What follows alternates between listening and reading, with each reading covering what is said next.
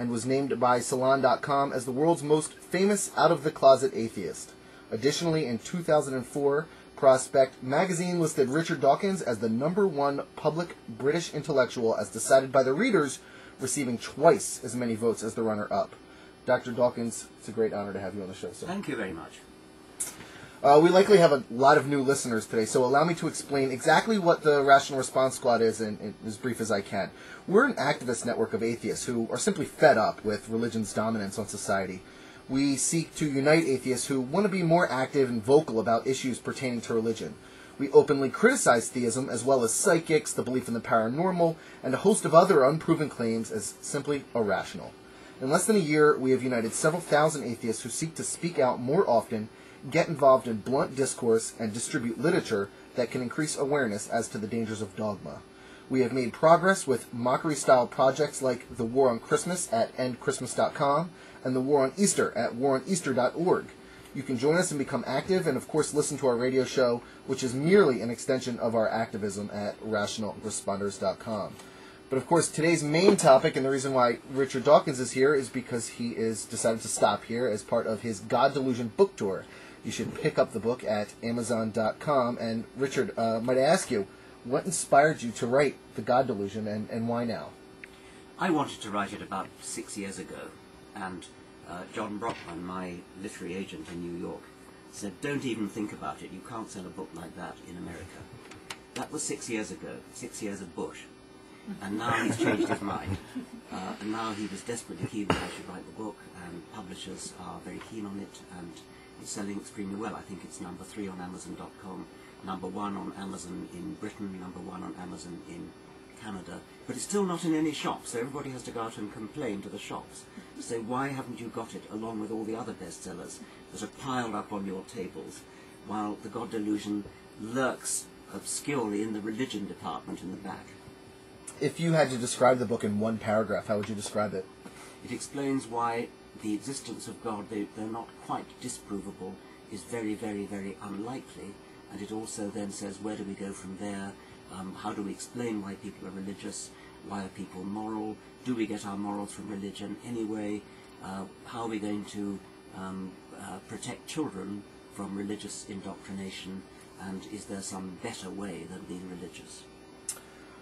Now, we've likened theism to a mental disorder, in that when you have theism, you often expel rational thought in favor of poor logic and claims with no evidence. In fact, I often joke that disproving the existence of God, of the Bible, of course, is easy. It's as easy as adding 2 + 2. What happens to be extraordinarily hard is getting a theist to accept your sound argumentation. In this sense, we see the absence of critical thinking of many theists akin to a mental disorder, admittedly one that no psychologist or psychiatrist would ever diagnose. Now, do you think that we're way off base here with comparing theism to a mental disorder in this way? No, I've said something pretty similar. I compared it to a mental virus, a mind virus. I think it's an infectious disease. It's passed partly down through the generations, in fact very largely down through the generations, from grandparent to parent to child, but it also is subject to sideways infections from particularly virulent infective agents like Billy Graham and the various mega church pastors who infect huge congregations at one time. I think it's a viral disease analogous to computer viruses. Another charge we get leveled at us from time to time is that theism can be rational. We obviously don't think that there are good rational reasons to believe in a God, unless maybe you excuse ignorance. But in your opinion, can theism ever be rational? Well, this is an interesting problem because we have to make a distinction, I suppose, between the highly irrational theists, people like creationists, who one would think were just nutcases, except that they're so extraordinarily numerous, on the one hand, and on the other hand, sort of serious bishops and priests and popes and people with whom you can have a sensible conversation. I mean, they're perfectly nice people, and they're rational about everything else. And there are sophisticated theologians who, when you actually probe very deeply, it turns out they don't seem to believe in much of what an ordinary person would think of as God at all. So I do think that there is a spectrum. Most of the people, I suspect, in America who call themselves religious believe in a supernatural being, and I think that we could probably agree that mostly what they believe, since about 50% of the American population are actually young Earth creationists, actually believe that the world is less than 10,000 years old. that they really are, well, either irrational or just very, very ignorant. Ignorance, of course, is no crime, and I think that perhaps we need to be a little bit humble and say that we scientists haven't done enough to educate people, because it does seem, if you actually talk to people who say they don't believe in evolution, you ask them what they know about it, they know absolutely nothing about it. They don't know the first thing about it. Mind you, they don't know the first thing about the Ten Commandments either, and they're all for the Ten Commandments. So, I mean, as I say, ignorance is not a crime. I'm ignorant of lots of things. You're probably ignorant of lots of things. So let's try to educate people about the biology of where we all come from. It is now known. It's understood. Evolution is a fact. There are plenty of things in science that are not yet facts, that are still being worked on, but evolution is a known fact. It's as certain as that the Earth is round, it goes around the Sun, and people need to be educated about that from a very early age. There's no reason why young children shouldn't be taught the truth of where they come from. That actually leads us to kind of a question that Mike had about what the responsibilities of scientists is, so feel free to ask that. Right. You touched on this a bit as far as the lack of scientific education in the United States in particular. But it seems to me that the general attitude of science organizations has generally been to essentially turn their backs on forums in which they have been challenged to defend Darwinian evolution on essentially the theory that engaging the intelligent design camp and the creationist camp in such a way would only serve to legitimize their position. For example, the 2005 case where the Kansas Board of Education held hearings on their new science standards were essentially boycotted pretty much across the board by the scientific community. However, then you have cases like in Dover, Pennsylvania, also in 2005, in which the tables were turned to a degree, and the parents of the children actually sued the school district in order to oust this sort of curriculum.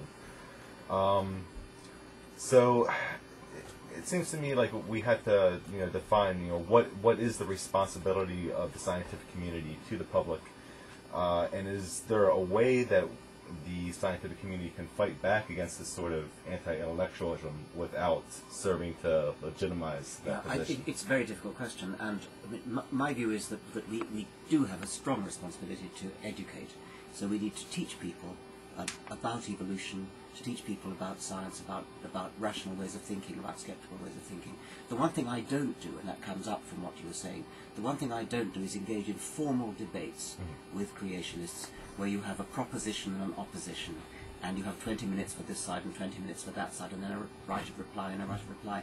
That whole atmosphere of a debate format gives the illusion, and it really is an illusion, that we have here a genuine debate, a genuine scientific disagreement between scientists. There's a kind of, gives the false impression there's a kind of equal standing between the two sides. And so, following the advice of Stephen Jay Gould, long before he died, I don't do that. But I could be wrong. I mean, there are other people who do. I'd like to quote my colleague, an Oxford College, who's a very, very distinguished scientist indeed, happens to be Australian. And when he's asked to do a debate with a creationist, what he says is, "That would look great on your CV, not so good on mine." I've never dared use that argument. I wouldn't have the chutzpah to do that. But he's kind of got a point.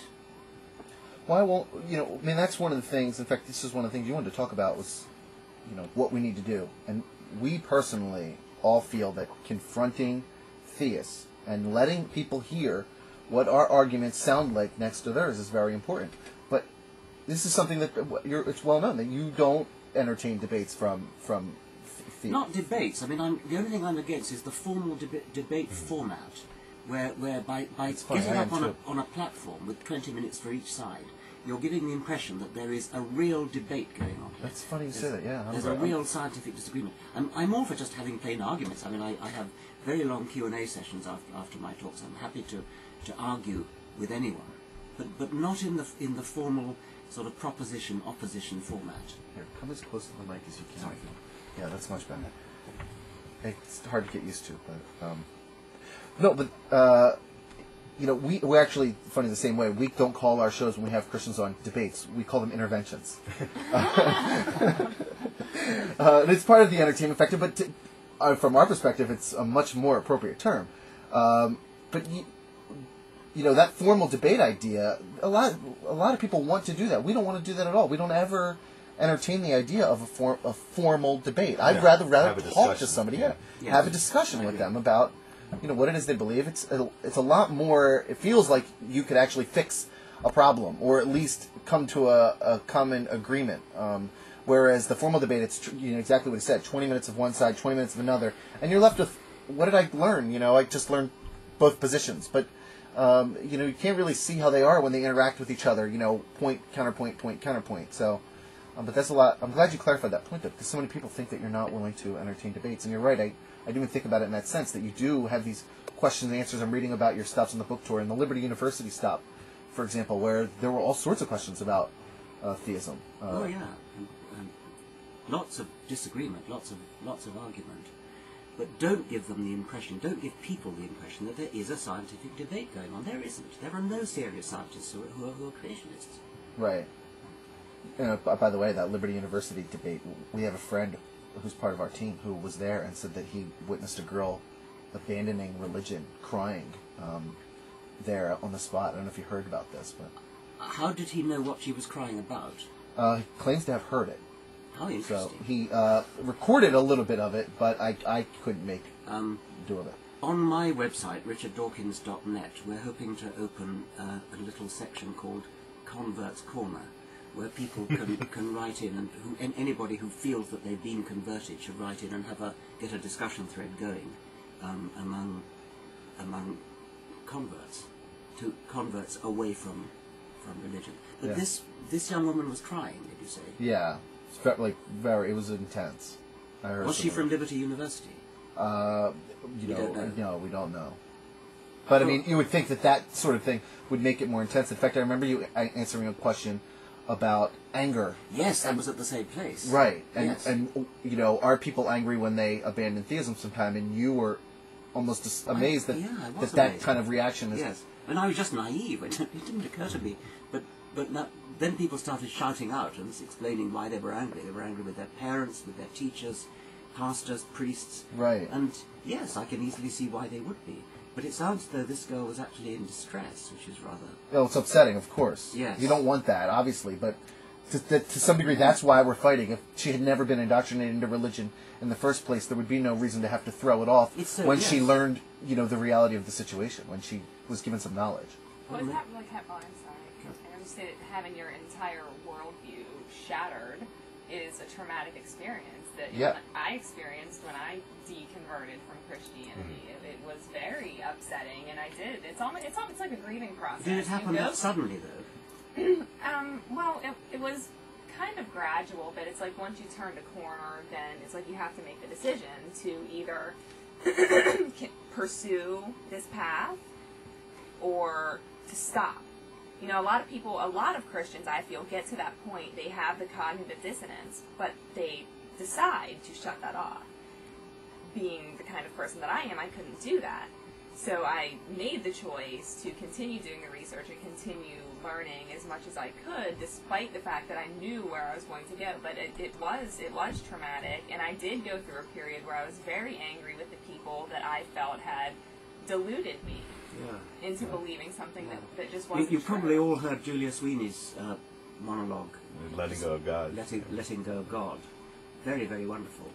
And very funny too. I mean, she for her also it was a long, protracted process, and constantly struggling and doing her best to retain some vestige of her Catholic upbringing. The funniest bit was when her mother phoned her, I think, after it had been written up in the local paper that she was an atheist, and the mother said something like, "Well, not believing in God I could just about understand, but an atheist?" May I say something? Yeah, sure. In fact, for those watching right now in the stick camera, we actually just started recording.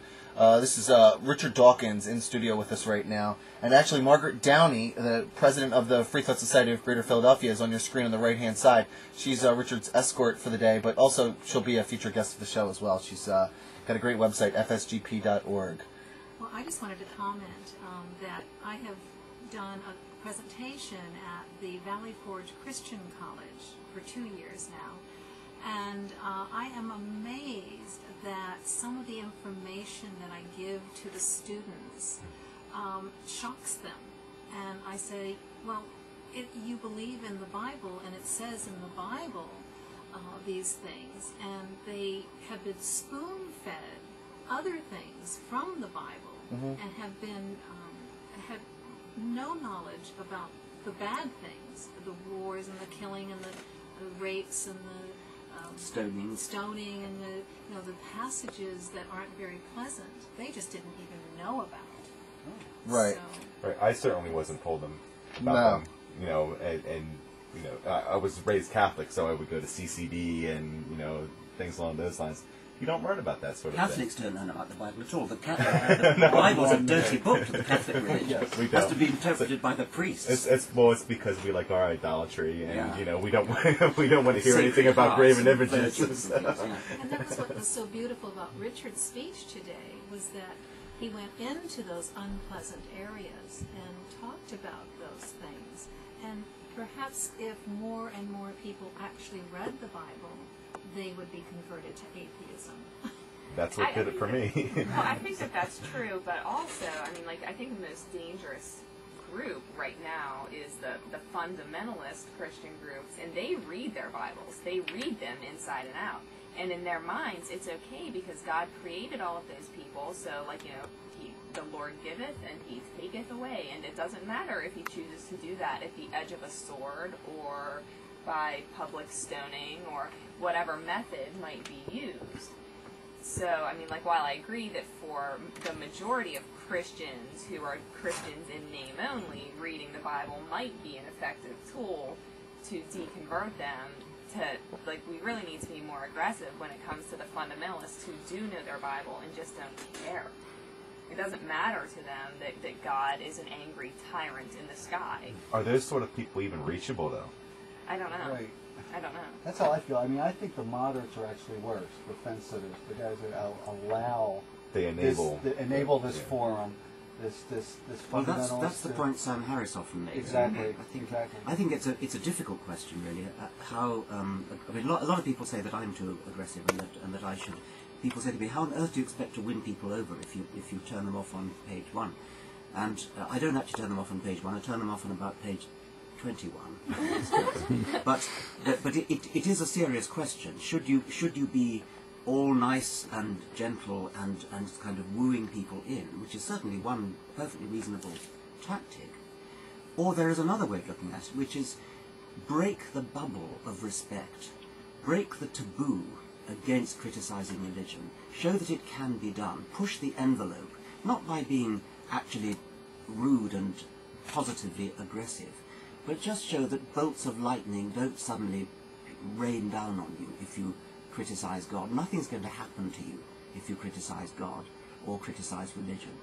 They have sheltered behind a wall of respect for so long, and we all, not quite all of us, but many, many people play along with that.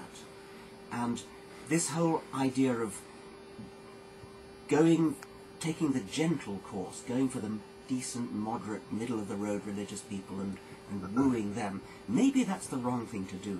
Maybe the thing to do is to go out, not exactly with all fists flying, but at least to show there is no special respect that needs to be accorded to religious people, no more than you would respect people's opinions about economics or politics or anything else. You have a robust argument with them. You should have a robust argument with religious people. Let's stop all this automatic respect. And maybe if some of us go a little bit too far, that encourages the rest and shows that this envelope is one that has been pushed well. Yep. And other people can push it not quite so hard.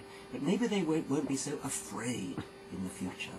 Maybe they won't treat it as just bad manners to attack religion. You should feel as free to attack somebody's religious opinions as you'd feel free to attack their artistic opinions or their political opinions or their economic opinions.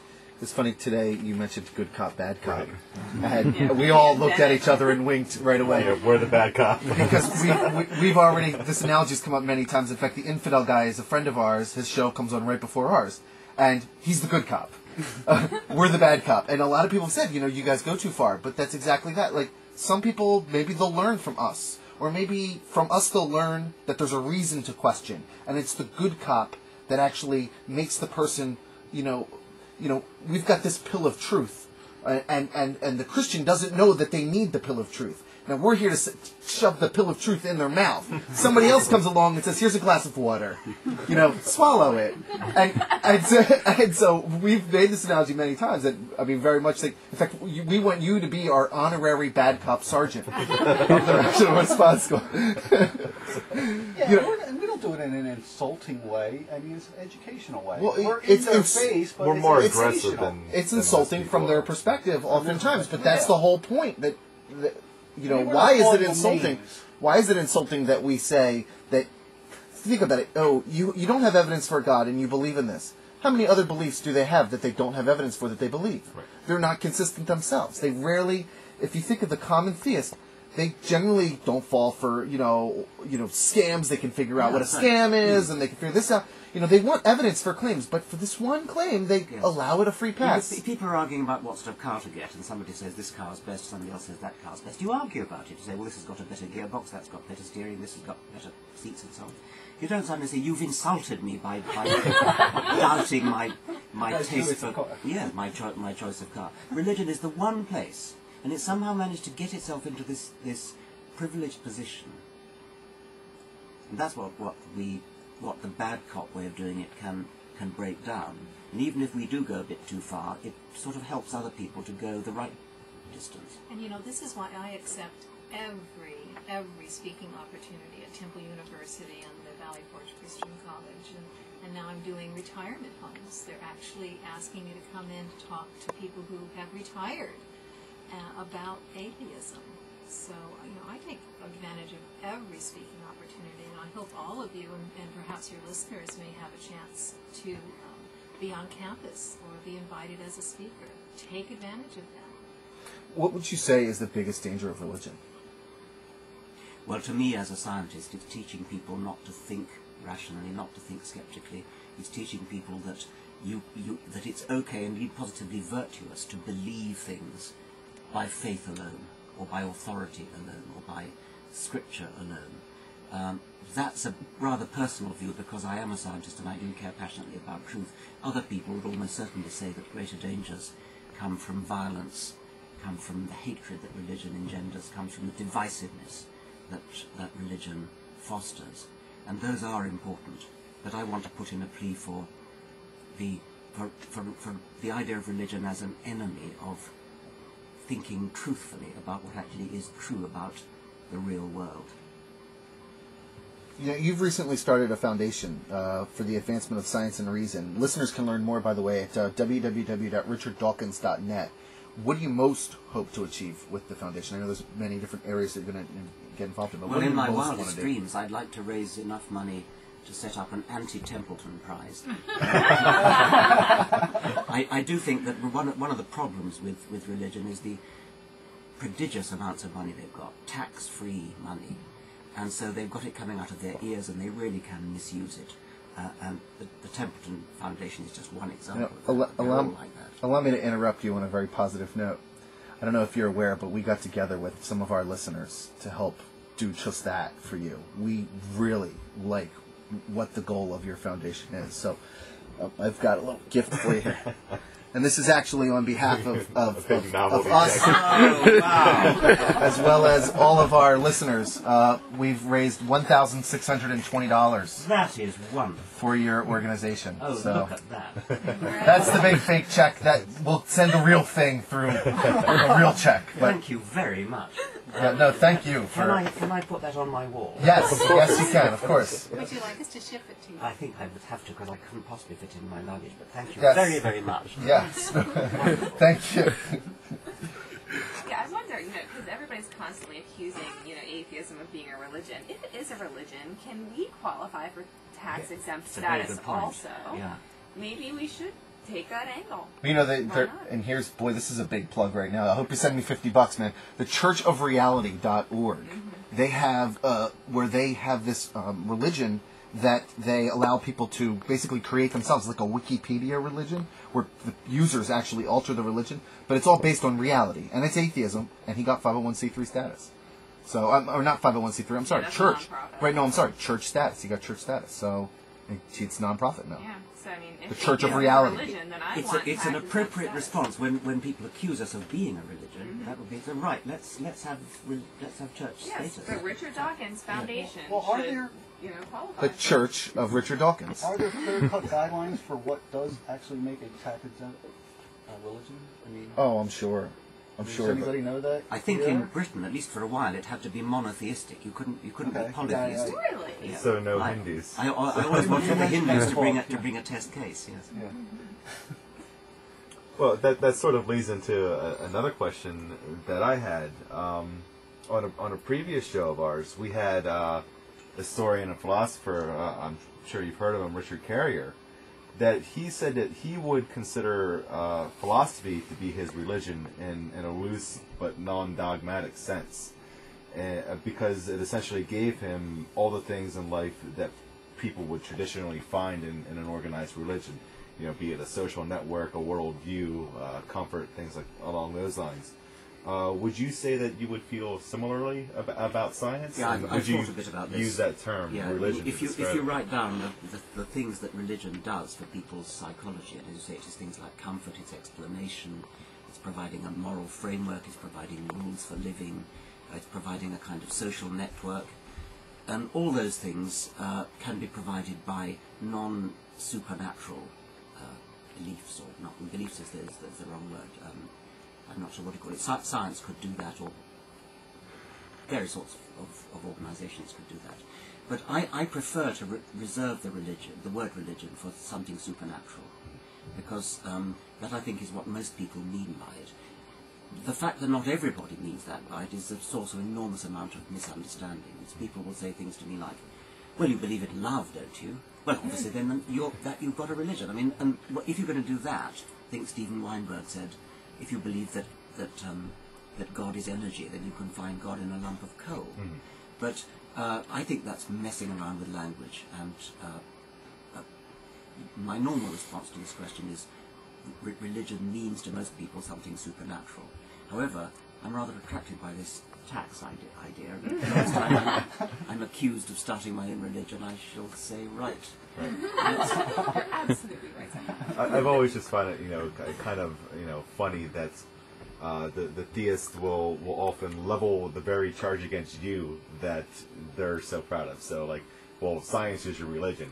Saying it as having a religion is some sort of a bad thing. Well, then what of you? So. But I actually seriously I wouldn't advocate calling it a religion, because I think that it does carry this idea of superstition, of supernatural. And there are major differences. Like scientists are proud of changing their mind. I mean, they're waiting for the opportunity to change their mind. It's part of what scientists do. When the evidence warrants it, they change their mind. And that's not what religious people do. There's a noise coming from somebody clanking the desk. It stopped as soon as everybody started looking. I might be touching wires. It's probably a I'll be wire. careful. No, it's like this. Okay. Do you want to? I mean, I'll edit in an intro. But do you want to review some questions? Well, here. Let me. If you want to, I'll. Well, one thing I'm curious about is, why do you think religious people often seem extremely hostile? I mean, there's a real passion in their hatred, which I guess, do you get hate now? I don't get much. Oh, yeah. And on the face of it, you'd think that here we are, all we're doing is we're disagreeing about the universe and cosmology and humanity and morality and things, but these are just perfectly good academic disagreements. Where does the hatred come from? Well, You're death threatening threats. their worldview. Yeah. You're threatening everything that they hold to be dear and precious in their Well, lives. they're threatening my worldview, but I don't feel hatred or I don't feel the need to threaten them. But Well, you that's don't have because much to lose. you have the religion of atheism, which is clearly the more religion moral. of atheism. Yes. Don't you think that that hatred stems from reading the dogmatic stylings of the Bible. Well, you could say that, but to some degree, most of them haven't read that or don't even know it. I But think they know what hell and brimstone and that type of cursing. Well, that sort of idea, could be ingrained in them, but I think that people are just it's as if you said to somebody that you knew their mother wasn't their mother, and they were never gonna and you aren't gonna be able to find it, especially if you come at them in a way where they feel threatened by the way that you're saying it, as if you're trying to insult them or something. Because a lot of times I think they think that if we call religion irrational, well then then we hate them or something, which is clearly untrue. But if you were to tell somebody that their mother isn't their mother, that'd be a pretty life-shattering thing. Every experience they've had in their life, they've gone to their mother, they were raised by their mother, and just all these things that are just so locked into their mentality that if you were to take that away from them, you basically just taken away everything they understand to be true. Don't you think a lot of overly religious people are somewhat narcissistic in that they think that God looks after them and the world revolves around them, and then suddenly they're being told that they're insufficient, they're just part of a natural occurrence, and then all of a sudden they're not special anymore. God saves me a parking place. Yeah, and then when they realize that the world is much different than what they thought it was. I would definitely agree with that, because you look back through. At one point the Earth was the center of the universe, and it keeps becoming less and less about us, that we're not as special as we like to believe that we are, and I think that is scary to a lot of people. Well, I think there's a strange dichotomy in religious belief, though, that on the one hand, yes, we're God's special creation, but at the same time, we're these, disgusting little creatures that are not worthy of anything less than burning eternal torment in a fiery hell. So, I don't know that I would necessarily say that I think that a lot of Christians are necessarily narcissistic, because they have this strange thing where it's yes, I'm special, but I'm a piece of dirt at the same time. So I don't know. I think that mostly their anger just stems from the fact that they need to cling to this belief so desperately for whatever reason, because they've invested so much of their emotion in it, But yes, if you wasted most of your life on it, I suppose it would be fairly threatening to. It would be. Yeah, and even more so. It's the biggest conspiracy on Earth. It's such a huge. It's the biggest scandal the world has ever known. And when you believe it your entire life and then have to drop it, you just want to reject it. There's nothing that you want to do to accept it. Accepting it would just tear you up. Think about the amount of money that they funnel into the church. Yes. If you're somebody who tithes regularly, at 30, 40 years old, you could have given $10,000, $20,000, $30,000 to a lie. All that money straight down the drain. And right. Yes. It's a damn good thing they can't return after they die for the church for a refund. Yes. Can I raise another question? I'm curious about an aspect of American politics.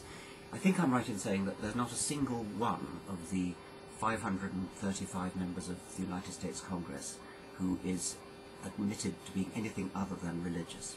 I think you're right. And that cannot be true statistically. It just is. It would be preposterous if people who, at least some of whom must be drawn from the intellectual elite, are really all religious. They've got to be lying. Right. And they are lying because they have to lie in order to get elected. They're terrified of the religious constituency. Right. Now, what is wrong with the non-believing constituency that they can't exert an equal amount of pressure? Non-believers in America are very, very numerous. They're more numerous than Jews, who are notoriously effective as political lobbyists. Mm-hmm. Why are not American politicians frightened of the atheist lobby? Because there isn't one. And why isn't there one? Well, actually, you know what? There is now. Just recently hosted on the show a group of people who have started one. It's secular.org, and they're actually paying $1,000 right now for information as to who is the highest ranking person in government who's an atheist, and they want people to submit stories or evidence or all sorts of information so they can figure it out. But yeah, they're and they have Lori Littman Brown, a well-respected lobbyist in Washington who's now fighting on behalf of the atheists. But it goes much deeper than that. We are being told over and over and over again, and this goes to the whole respecting religious people's beliefs. This is what they do. They get you to believe that we need to respect other people's beliefs while they disrespect the beliefs of atheists. And that hypocrisy, that the fact that people don't see that is remarkable to me. And it ends up, we live in a culture where people just literally hate atheists. We're the most disrespected minority in America. And why? Because lies are spread. Even just the lie that if you walked up to people on the street, 8 out of 10 people would tell you that an atheist is somebody who knows for sure that no God exists. I bet you 1 out of 10 people would tell you something about Satan worship. Okay, the lies that are spread about atheists, it's just ridiculous. In fact, Margaret, what sort of stories, you run the Anti-Discrimination Network, you get stuff like this all the time. Yes, and I receive narratives that range from everything from family members being shunned and communities shunning an atheist when they're known, to people losing jobs, to an actual murder, where we had an Eagle Scout who discovered his neighbor was an atheist and he felt compelled to kill him. Yeah. But, we see this constantly because we are the most despised minority in America. And I am so passionate about this that I can't actually go out and lobby because I'm like Richard, I don't have that political savvy. I just have the honest truth. So why do you think it is that I say it's lies from Christianity, but do you think I'm right? You think that's it? I think it's more than that. It's because we've been silent for so long. Exactly. We have created this monster ourselves. And when we think of getting into politics, we realize that it will be a very expensive venture, and the chances of us winning are very, very slim. So we have a hard time getting money to finance our campaigns. And I've seen this over and over and over again. We had Eddie Tabash in California running for state assembly, and he spent almost $1 million on his campaign. And of course, he lost. But he tried very hard. If I were to announce that I wanted to run for school board, of course, the first thing that's going to be used against me is the fact that I'm an outspoken atheist. But do you think that I could get financial help in that regard to run for a school board position? I think people in the atheist community would say, oh, she's never going to win that, so why give her all my hard-earned money on the basis that she'll probably not win? But, what I'm saying is let's get these candidates out there who, even if they are going to lose, at least they're having a voice in the political arena, and they can get the word out that not all atheists are bad people, that these are, politically concerned people, they're socially concerned people, and we just need to have a presence out there. Whether we're going to win or lose, we have to have a presence out there. Right, and simply having that presence is what helps dispel a lot of the misconceptions that people still hold to this day. What about admired role models? Senior scientists, film stars. There's this guy that everybody respects. His name's Richard Dawkins. Very well known. There are a few out atheists, especially in the... but yeah, all of Hollywood. Yeah, just all of Hollywood. in Hollywood. Have you ever seen them thank God when they go up to get their eyes? No, that's rap. That's all of rap. That's all of rap. There are out in Hollywood, but they're actually put down for some of their things that they say, and some of the things they say about politics even.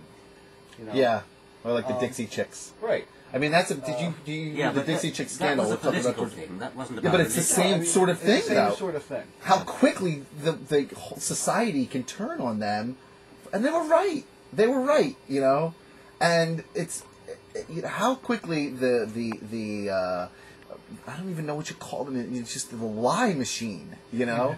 It's just the hate machine, you know? Okay, well, they said this, so now they're not allowed on Clear Channel Communications, you know? That did puzzle me, because that was I mean, after all, half the population didn't vote for Bush, and so why would somebody who said bad things about Bush, I mean, presumably half the population would have agreed with them, and I don't understand why that caused such... Is it that the president, once he's elected, or once he's rigged it, as the case might be, achieves a kind of mystic significance because he is the president, and criticising the president is like criticising the flag or something, or what? I don't think so. I just think it's that unfortunately the conservative, religious people are much better at motivating their base. They will boycott. They have a God to motivate themselves around. around. Letters.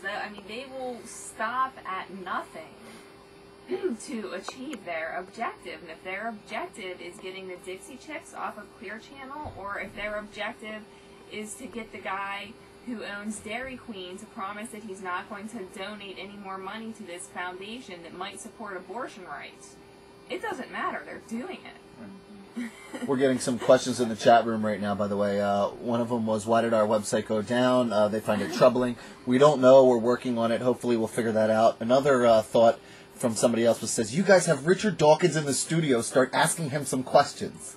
But, you should know that we actually talked to Richard before the show and, to kind of get an idea of where he wanted to go with it. And he actually prefers this format. He said that he wanted to have more of a roundtable discussion with us about some issues. So, he's very tired. He's been on... How many days have you been on your book tour? Well, I'm too tired to remember that, but I'm more interested in having a discussion about where we're going. We've got to be a bit careful, haven't we, about an image problem and not sounding too complacent or all sitting around congratulating each other and things. I mean, we are often attacked for that kind of thing. Mm-hmm. Yeah, we need to stop talking and start doing. Action is the only course that we should be taking towards our end. Have you heard about our war on Christmas? Tell me. Well, first of all, it's a mockery. Did you know about John Gibson from Fox News, and he wrote a book called The War on Christmas? No. Margaret's shaking her head, yes. You familiar with Bill O'Reilly? Yes. Okay. In fact, you turned them down for an interview, correct? Did I? I don't know.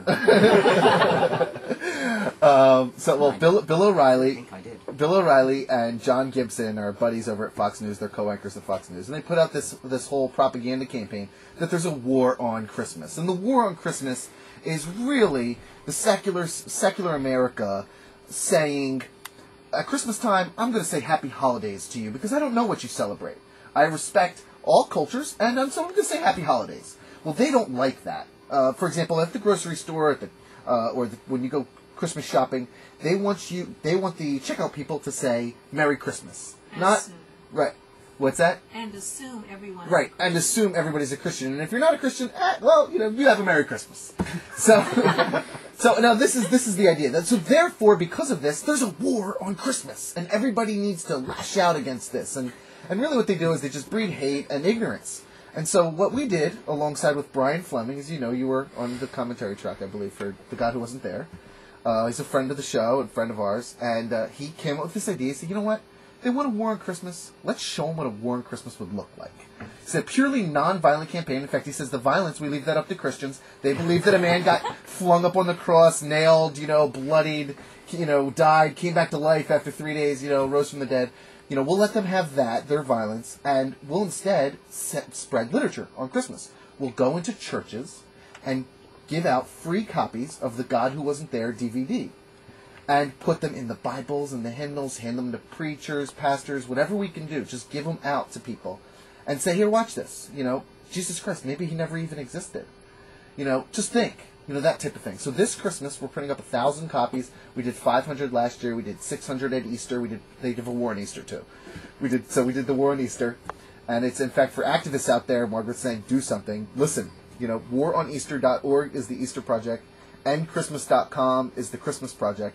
But, seriously, what do you think of, people say, you're invading their space, and just leave them alone. They're not bothering you. Of course, we both know they are bothering us. So. Yeah, for me, it's a question of priorities. I never can get too bothered about things like Merry Christmas. I mean, I'm more worried about the way they get these tax breaks and things like that. I've got a nasty feeling that if we spend all our time fussing about Christmas and other campaigns that, you know, like In God We Trust on the notes and things, which are symbolic, are they, while our attention is devoted to these issues which might be called tokenism, they're getting away with billions of dollars in tax breaks. Yeah, Well, the New York Times just had a 5-article series on all of the ways that churches can circumvent laws that apply to everybody else, not just tax law, but even like regulations as far as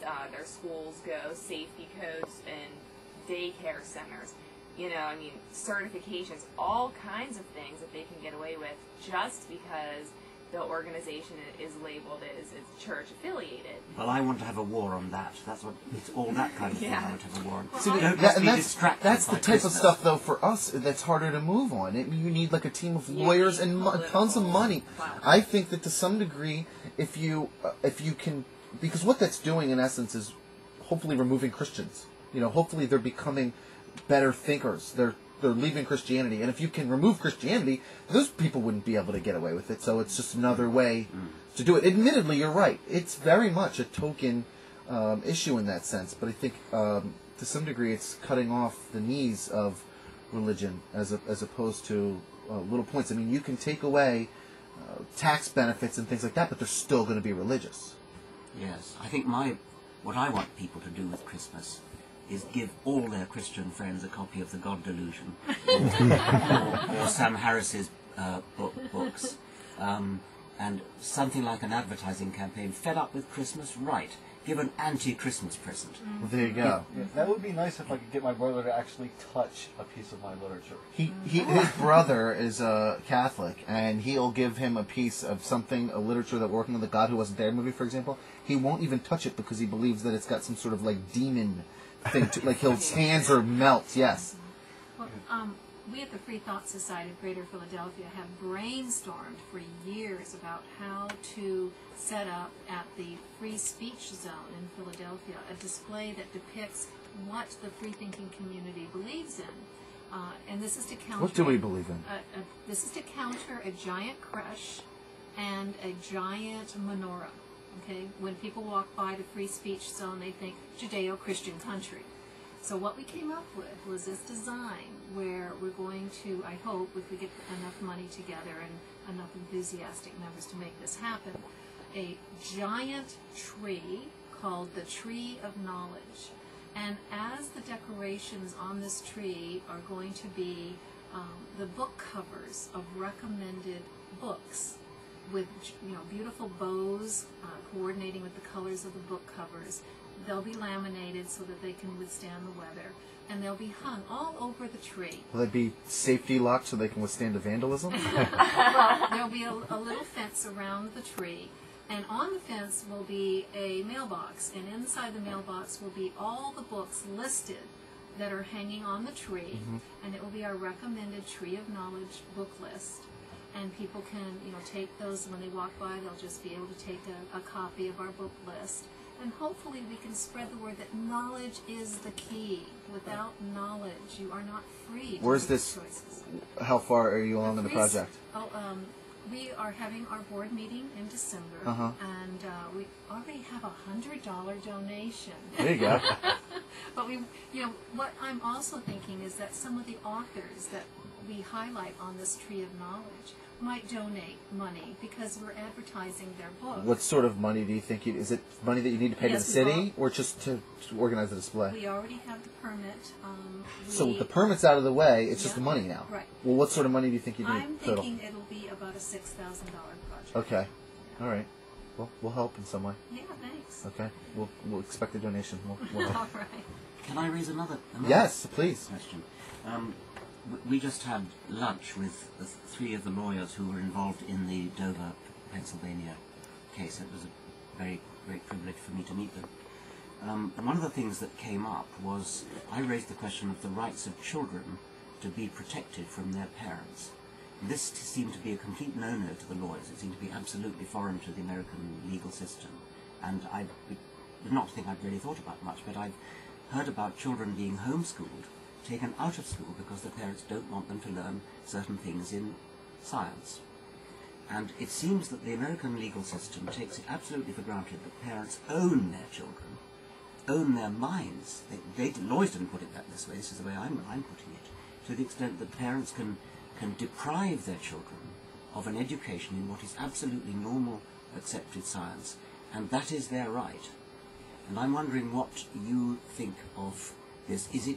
Am I in a minority of one here, or does anybody else think that children have some sort of rights to an education if their parents are trying to stop them getting an education? I think we talked about this last time on the show, and I think that we kind of came to what might be a reasonable conclusion, although we wouldn't know how to enact it, would be that the children should be forced to some degree to have some public schooling, and by some we mean not like 1 year at home and 1 year at public, but maybe like 2 hours at public school per day, or maybe 2 days per week, or something like that, to be supplemented with homeschool education.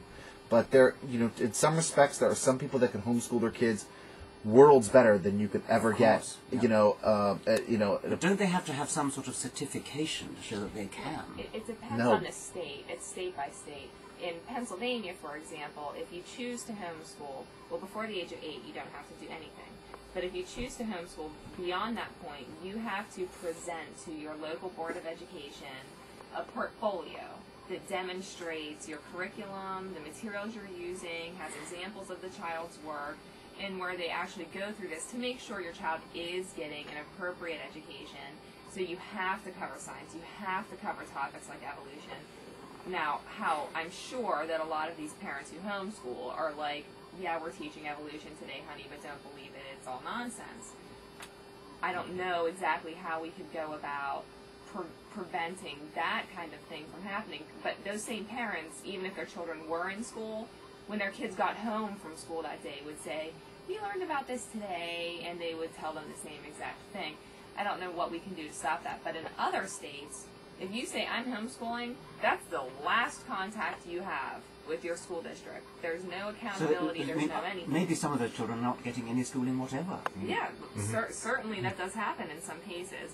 So, like I said, the regulations differ by state, but I do think that while homeschooling, I believe, should remain an option because the public school system is atrocious. And if you choose to homeschool because you realize that the education that the public school system can offer them is inferior to what you're able to offer, I think that should be an option. But at the same time, I think that it needs to be closely monitored to ensure that these children are actually receiving an appropriate education. Yeah, but I think that the lawyers were suggesting that that somehow it is an absolute legal right of parents to do what they like with their children.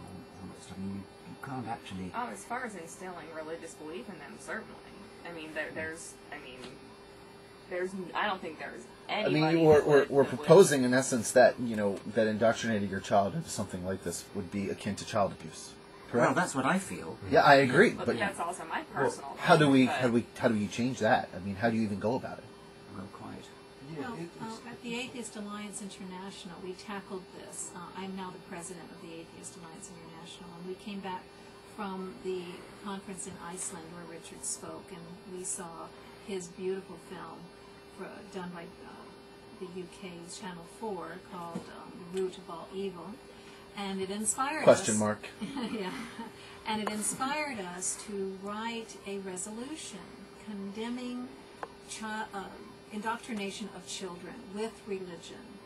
And I don't know how far that's going to get us, but at least we're putting ourselves on record as being concerned about the issue, trying to do something about the issue, and putting language together that many of our member groups can then use when they approach these problems in their local areas. Could I just broaden from indoctrinating children to labelling of children? It's another pet peeve of mine, but the idea of just even calling a child a Christian child seems to me to be immoral and child abuse. If the child is too young to know, too young to have made up its own mind what it is, then you should no more call a child a Christian child then you call a child a Marxist child. Nobody does Or a that. Republican child. Or an Yeah, no, atheist agreed. child. Or indeed an Please atheist do child. not label your children atheists. There's simply no such because- thing as an atheist child. Exactly.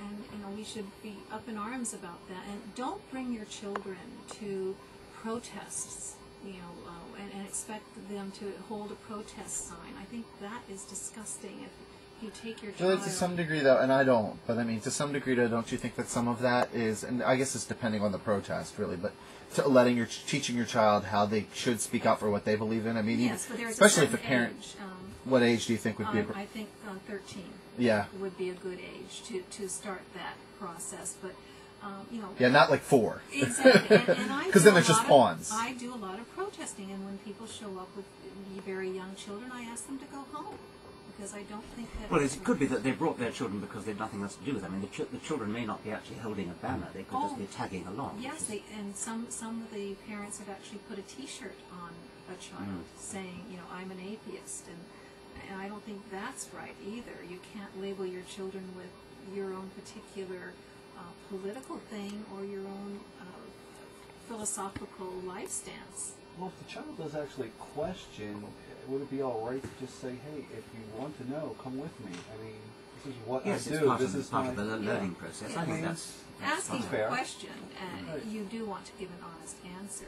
But baptism, I protest against baptizing a child who hasn't made that choice for themselves. So, that's another thing we should stand firm against. Do not participate in baptism of your nephew or your niece or in the family, because that's condoning that practice, that it's okay. Right. Well, even as far as you mentioned baptism there, and Richard earlier basically alluded that he basically had the impression that parents own their children. In the U.S., you look at an issue like circumcision, and things along those lines, especially when done for religious reasons. And if that's not actual physical abuse, I'm not sure what is. Didn't I read about a case of a Muslim father being prosecuted for circumcising his his daughter? daughter, yes. With a pair of scissors. Right, and apparently it's illegal to do that to your daughter, but not to your son. Yeah.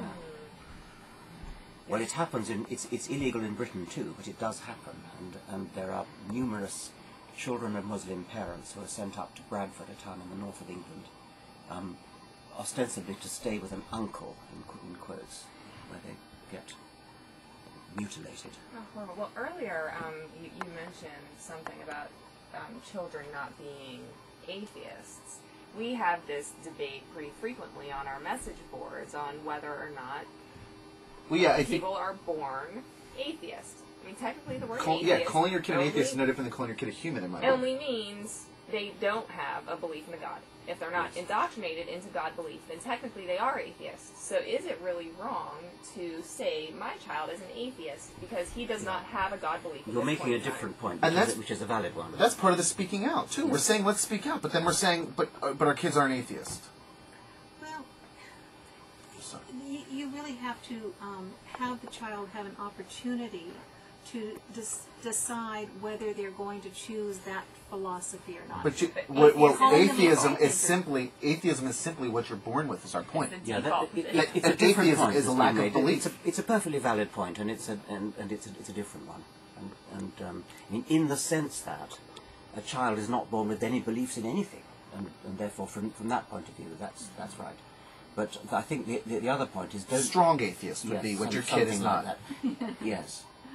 But it is another example of the privileging of religion, that our whole society buys into the idea that children can be labelled Catholic children or Protestant children.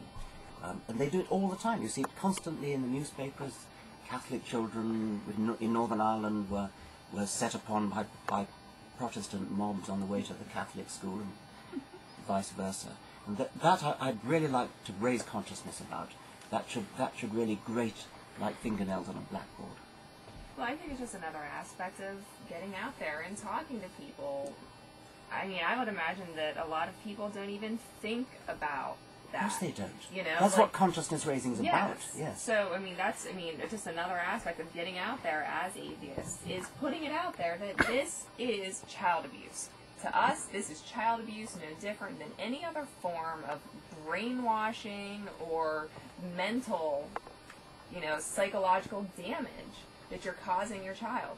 Just to put the little, put your foot in the door just a little bit. We're not going to be able to get into their homes and make them stop doing it. And that's why it's very important for us to not be hypocrites. If you get an invitation to go to someone's baptism, I would say, don't go. Oh, okay. I thought you were going to say go, because I would not go. No, you don't want to be a hypocrite. You want to stand firm and say, I'm not going because I don't believe that that is the proper thing to do to your child. Or even to be the same thing if they said, I'm going to bless my child in Smurfdom this weekend. It's like, yeah, no, sorry, I don't really think that you should be blessing your child in Smurfdom. So, once again, you're listening to the Rational Response Squad. Check out our sponsor, EvolveFish.com. Evolve Fish, of course, is the home of a rational response to the Jesus Fist. Little evolved fishy with little legs and a little tool in his hand. Pretty cool. Check him out. And, of course, you can also purchase books and mugs and hats, and I'm sure they've got some great Richard Dawkins products there. So definitely check out EvolveFish.com.